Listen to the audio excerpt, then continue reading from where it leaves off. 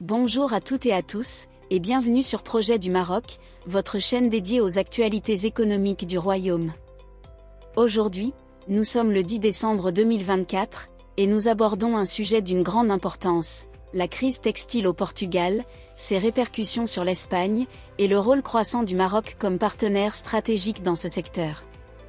Restez avec nous jusqu'à la fin pour découvrir les opportunités et défis liés à cette nouvelle dynamique. En 2024, le secteur textile portugais a été frappé de plein fouet, avec la fermeture de plus de 1000 entreprises.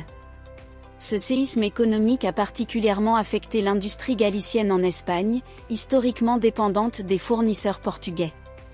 Confrontées à un bouleversement de leur chaîne d'approvisionnement, de nombreuses entreprises galiciennes ont dû revoir leur stratégie. C'est ici que le Maroc entre en jeu. Avec sa proximité géographique, ses coûts de production compétitifs et un secteur textile en pleine expansion, notre pays se présente comme une solution de choix pour les entreprises européennes. Selon larason.es, cette transition reflète non seulement une réponse à la crise portugaise, mais aussi une tendance à long terme vers une plus grande compétitivité internationale. Et les chiffres parlent d'eux-mêmes. En 2024, le secteur textile marocain a généré 45 milliards de dirhams, soit environ 4,5 milliards de dollars, avec une croissance annuelle de 7%. Les exportations, représentant 65% de ce chiffre, ont atteint 32 milliards de dirhams, principalement destinés au marché européen. Cette réussite repose sur une industrie structurée, comptant plus de 1600 entreprises et employant près de 190 000 personnes. Mais ce succès n'est pas sans défi.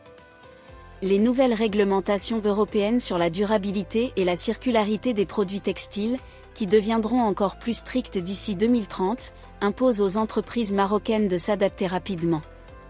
L'adoption de technologies avancées, qui a déjà progressé de 12% en 2024, montre l'engagement du Maroc dans cette transition. Cependant, il faudra davantage d'investissements pour répondre aux exigences croissantes des marchés internationaux. La concurrence reste également féroce, notamment face aux pays asiatiques comme le Bangladesh et le Vietnam, connus pour leurs coûts de production très bas. De plus, l'informalité, qui touche près de 50% du secteur textile marocain, freine le développement optimal de la chaîne de valeur.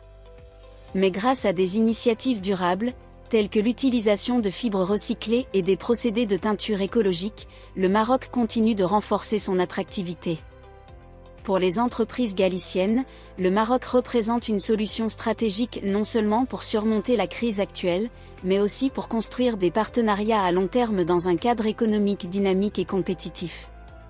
Merci d'avoir suivi cette analyse sur Projet du Maroc. N'oubliez pas de vous abonner et de partager vos réflexions en commentaire.